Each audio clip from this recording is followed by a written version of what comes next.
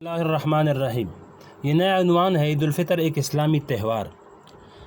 تقی عثمان سے فرماتے ہیں کہ اللہ جل شانہ کا اس پر جتنا شکر ادا کیا جائے کم ہے کہ اس نے اپنے فضل و کرم سے ہمیں رمضان المبارک عطا فرمایا اور اس مہینے کی برکتوں سے ہمیں نوازا اور اس میں روزے رکھنے اور تراویح پڑھنے کی توفیق عطا فرمائی اور پھر اس مبارک مہینے کے اختتام پر اس مہینے کی انوار و برکات سے مستفید ہونے کی خوشی میں عید الفطر عطا فرمائی۔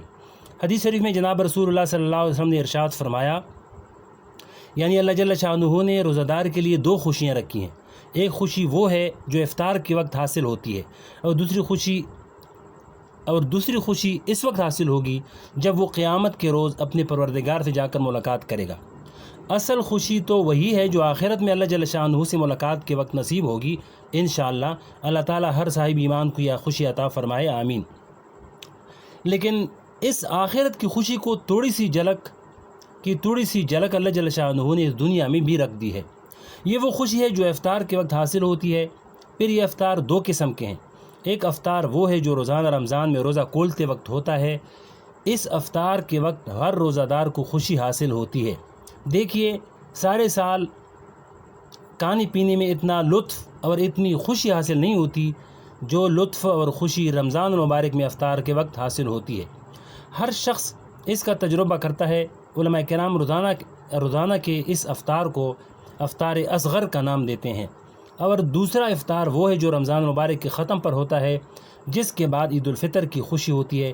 اس کو افطار اکبر کہا جاتا ہے، اس لیے کہ سارے مہینے اللہ جل شانہ کے حکم کی تعمیل میں روزے رکھنے اور اس کی پابندی اور عبادت کرنے کے بعد اللہ جل شانہ عید کے دن خوشی اور مسرت عطا فرماتے ہیں۔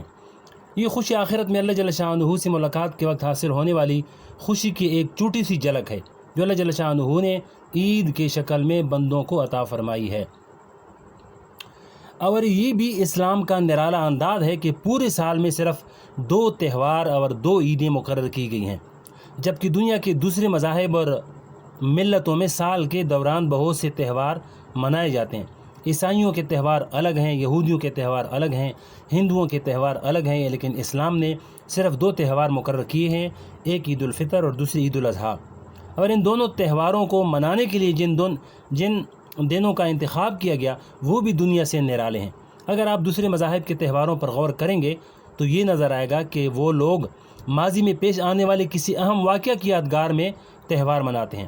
مثلاً عیسائی 25 دسمبر کو کرسمس کا تہوار مناتے ہیں، اور بقول ان کے یہ حضرت عیسیٰ علیہ السلام کی پیدائش کا دن ہے۔ حالانکہ تاریخی اعتبار سے یہ بات درست نہیں، لیکن انہوں نے اپنے طور پر یہ سمجھ لیا کہ 25 دسمبر کو حضرت عیسیٰ علیہ السلام دنیا میں تشریف لائے تھے، چنانچہ آپ کی پیدائش کی یاد میں انہوں نے کرسمس کے دن کو تہوار کے لیے مقرر کر لیا۔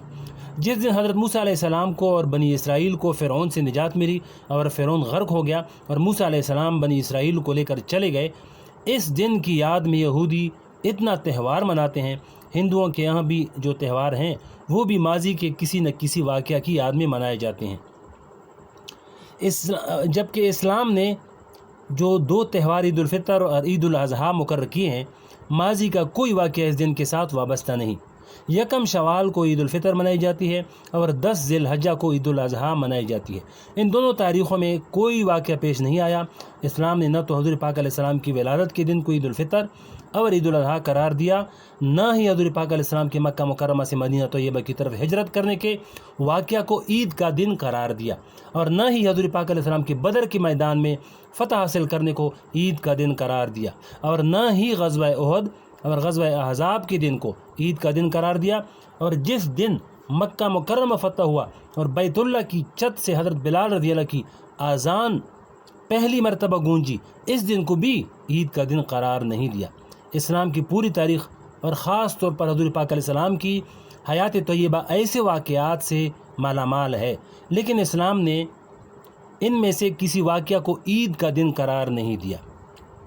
جن ایام کو اسلام نے تہوار کے لیے مقرر فرمایا، ان کے ساتھ کوئی ایسا واقعہ وابستہ نہیں جو ماضی میں ایک مرتبہ پیش آ کر ختم ہو چکا ہو، بلکہ اس کے بجائے ایسے خوشی کے واقعات کو تہوار کی بنیاد قرار دیا جو ہر سال پیش آتے ہیں، اور ان کی خوشی میں عید منائی جاتی ہے۔ چنانچہ اللہ جل شانہ نے دونوں عیدیں ایسے موقع پر مقرر فرمائی ہیں جب مسلمان کسی عبادت کی تکمیل سے فارغ ہوتے ہیں۔ چنانچہ عید الفطر رمضان کے گزرنے کے بعد رکھی ہے کہ میرے بندے پورے مہینے عبادت کے اندر مشغول رہے، پورے مہینے انہوں نے میرے خاطر کھانا پینا چھوڑ دیا، نفسانی خواہشات کو چھوڑ رکھا اور پورا مہینہ عبادت کے اندر گزارا۔ اس کی خوشی اور انعام میں یہ عید الفطر مقرر فرمائی۔ آگے فرمایا کہ عید الاضحیٰ حج کی تکمیل پر انعام ہے۔ اس کو اگلے ویڈیو میں سنائیں گے۔